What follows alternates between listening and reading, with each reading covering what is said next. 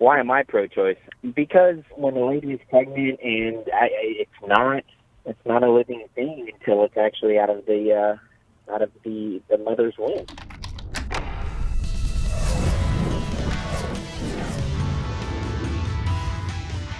Okay, well, John, let me ask you this question. If a pregnant woman, if the fetus is not a living thing within a pregnant woman, why do you need abortion at all?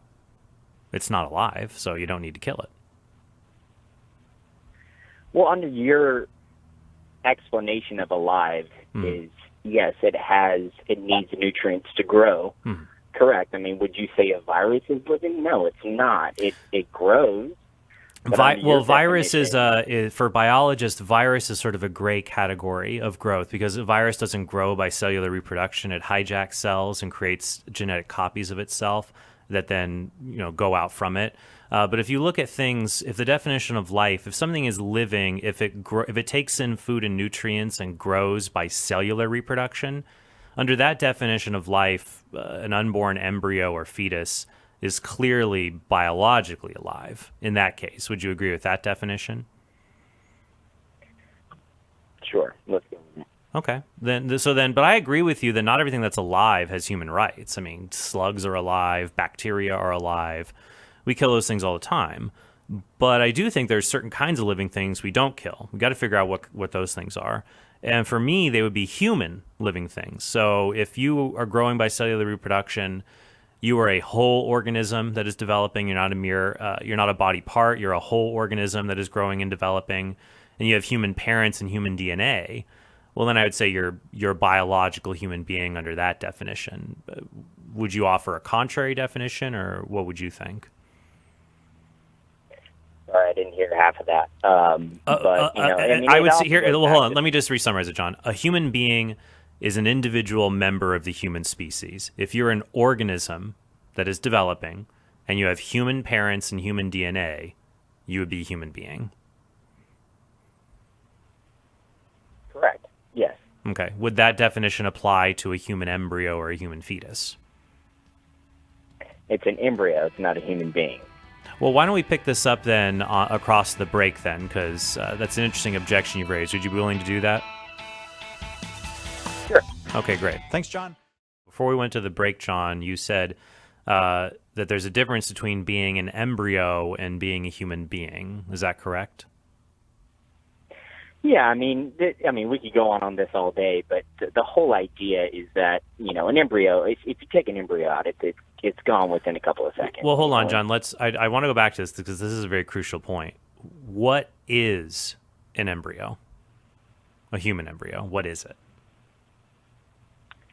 An embryo is basically, it's part of the developmental stage of any type of organism before it's actually living in an actual, out in the environment. Basically, I don't know too much about the developmental processes of any type of biological organism, but I understand the embryo is part of the early stages of development. Sure. Correct. So it's not, my understanding of a living organism is that it needs to be breathing air, it can consume food, it basically can live on its own, without, having to be inside of somebody's womb.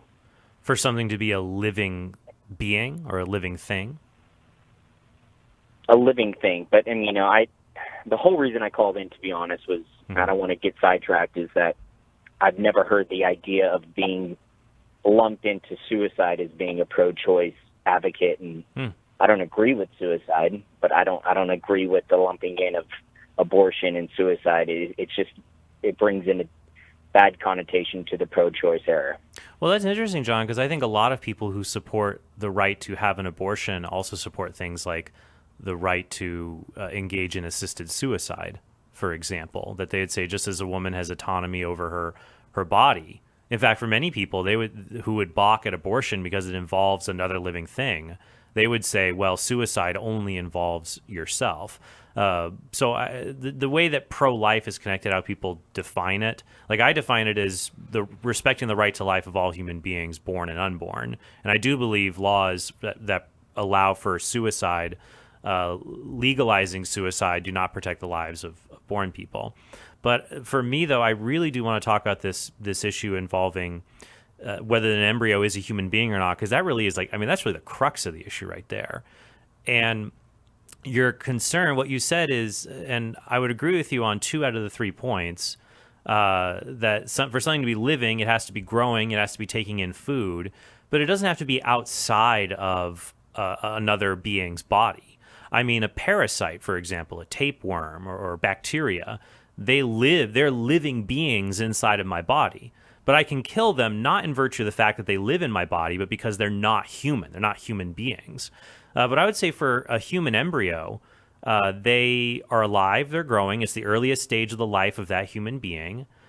I just don't see the moral relevance of the fact that this human being lives in his mother's body instead of outside near his mother's body. I just don't see the location of the child changing his value. What do you think of that?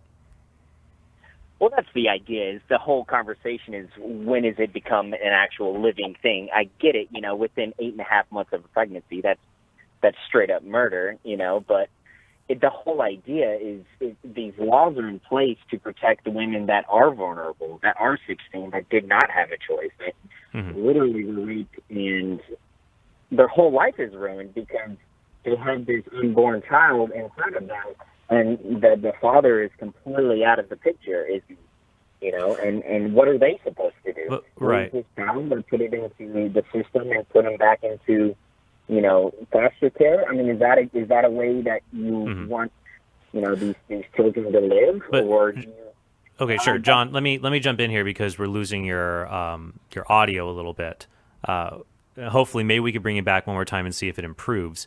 But what I would say is that your reasoning there is interesting. That if it's just about whether the unborn is not a living being, it doesn't matter the motivation of the woman who chooses abortion. If she just wants to go to Europe for 3 months and she doesn't want to be pregnant anymore, if it's not a living being, who cares? So we don't actually need to appeal to these very difficult cases if the unborn is not a human being.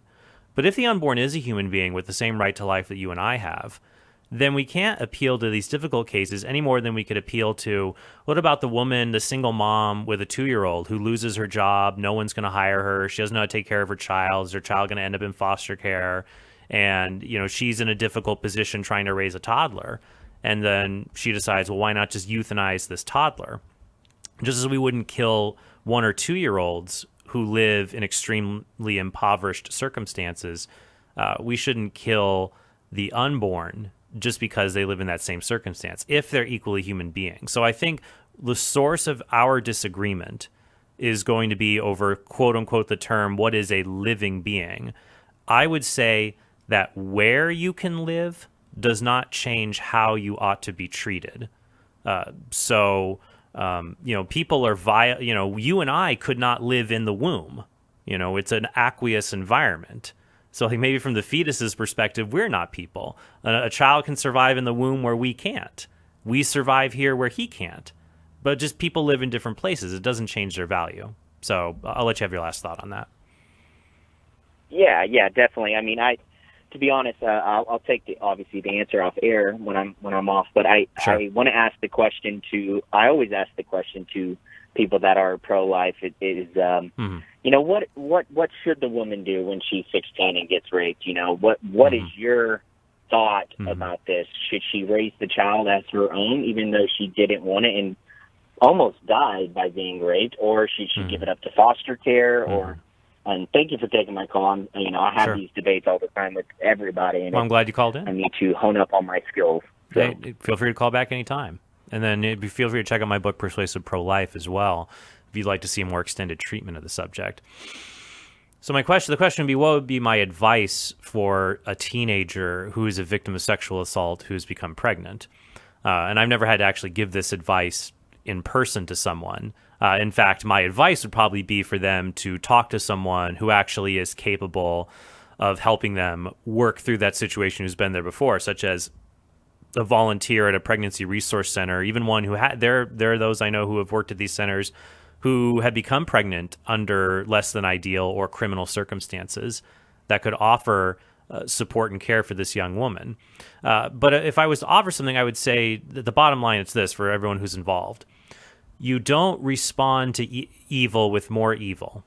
Or I could put it this way. It's better to suffer evil than to inflict evil on other people. For example, let's say, her rapist is caught. Maybe he goes to prison, maybe not. Maybe he gets off. He gets off, or he only goes to jail for a minimal amount of time, and she's terrified, and maybe her parents are upset and angry, and they conspire together. Let's kill this guy. Let's murder him ourselves. Many people would find that understandable, but at the same time, you would see that even that rapist has a right to life and can't be the victim of vigilante justice. And yet, if we agree, even in that extraordinary circumstance of this vile person should not be the subject of vigilante violence, then the child who is conceived in rape, the innocent child, should not be the victim of state-sanctioned violence against them in the womb. Rather, we should promote non-violent solutions to the mother and child. And if we're concerned about the mother being traumatized by the crime that she has been afflicted with, I'd also be concerned about making her an accomplice to the death of her own child. How much more? There's one thing to have trauma from being the victim of violence. It's the other thing. It's something quite else to have trauma from being a afflictor of violence against other people. It's better to be a victim of violence than a perpetrator of it, because it is better to suffer evil than to do evil. I think that's even non-religious people can understand the virtue and wisdom like that. But I'm grateful you called, and look forward to speaking to a lot of other people on this subject.